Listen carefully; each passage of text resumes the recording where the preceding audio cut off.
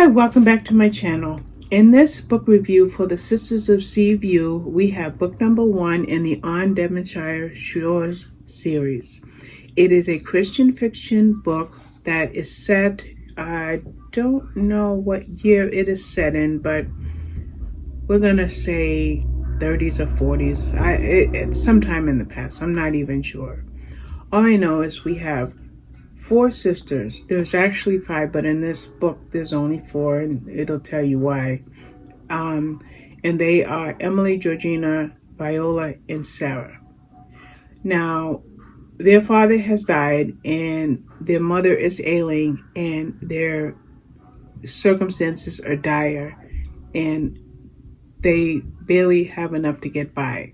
So Sarah comes up with the idea to open their home as a short stay place. It's called a place for guests to come and stay. Most of the guests are there for a week, 2 weeks, or even longer.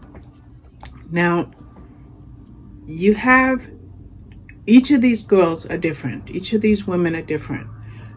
To me, the most one that I really enjoyed reading about was Viola. And Viola had a scar, and because of the scar, she wore a veil at all times. Now, when you read at the end of the book, either the acknowledgments or not the acknowledgments, the author's note at the end of the book, and I don't have it open. This book talks about how Viola was born with a cleft lip, and I should look it up, but it was pretty severe, and she had countless surgeries trying to repair it. And in so doing, or because of being born with that, she was left with scarring that she felt that she had to hide behind a veil. The veil served 2 purposes. It served a purpose to hide the scar, but the reason that, beyond not so much vanity, but just shame and fear, and where that shame and fear came in was a superstition that existed among that time. If you view or stare at somebody with that scar, and my book is over there, so I'll say it like that. If you're staring at somebody with that scar and you get pregnant, your child is going to be born if you stare at somebody with a cleft palate or a cleft lip and you get pregnant, the superstition was your child will be born with that condition. That was something that I never read in a book. And I'm not verifying what I'm saying. I'm going by what's up here. So I could be off a tick here or there as far as being precise about that. But she's the one that I just really, really sunk into. Now, these girls each took on different responsibilities, okay? Viola really didn't want to have anything to do with opening their home to strangers. So she takes a job for reading for those ailing. And one of the people that she reads to is a Scottish widower who was injured in the war. And his injuries precluded him from being able to read because his vision was affected by his injuries. But that's not the only person she reads to. She also reads to an older, I don't know if it's more than one person at what's called the poorhouse. And I want to talk about that in a second. But there's an older widow, an older woman at the poorhouse that Viola also reads to. And that's, when I say the poorhouse, I know that's what it was called back then, but that term just breaks my heart. But it is what it is. So Viola reaches out to do that. Sarah, Georgina, and Emily, they do whatever they can, and they're close and then they're not close. They get along and then they don't get along. All the while, you have Viola, who was born with cleft palate.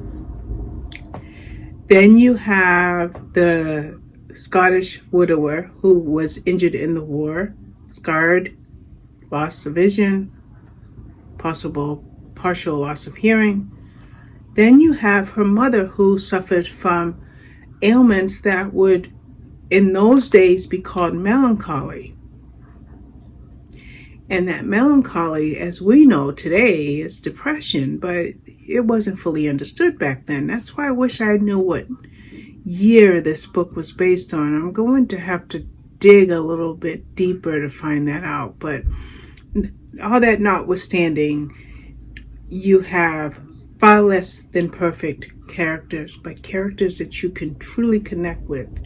You connected with Viola, you connected with the widower, you connected with Sarah, Emily, Viola, and Georgina's mother. And I don't know. I'm drawing a blank here because I feel like you have these sisters and their drama, but you have the family vibe that this book has, and then it brings in faith at some point. And the points of view were from three of the sisters. And what I like about that way that was handled is that this book is the first book in a series. And there are four sisters. One is not there for at least this first book. I don't know how and if that's going to change in future books. So I can see at least three more stories because there's three more sisters, Georgina, Emily, and Sarah. Why do I say three more sisters? Well, we have to find out what happens to Viola in this book, don't we?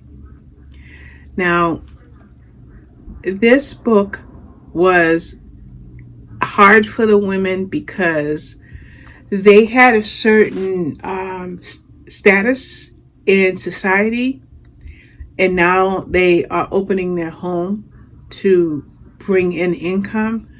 So they were judged by that, by some of the other villagers. And this created even more challenges to the family and the time, being in the time that was. And then, of course, you have Major Hutton. He starts off gruff and kind of, but he reached my heart, and he's going to affect you quite the same, I'm sure, if you read this book as well. And I loved his valet, Aman, and I hope we see Aman in future books as well. So this is Christian fiction, but it's also Christian romance. Why do I say Christian romance? Because it had it happily ever after. So you can't go wrong with this book. So what happens with Sarah, with Emily, with Georgina, and quite possibly Claire? Yeah, Claire is that fifth sister. And I know she's going to come into this series. I know she is. So there you have it. The Sisters of Seaview. I love this book, and I will definitely be reading the future books in this series. So that is going to be it, and it's not on Kindle Unlimited, but hopefully you'll get it. I am going to be, I think, putting in a giveaway link on my channel, but if not, on my blog, but if not, check out Goodreads, because there's a giveaway that is good for 10 days, and I don't know, the giveaway might be over by the time you see this review, to be quite honest with you, but either way, thank you for watching. Bye-bye.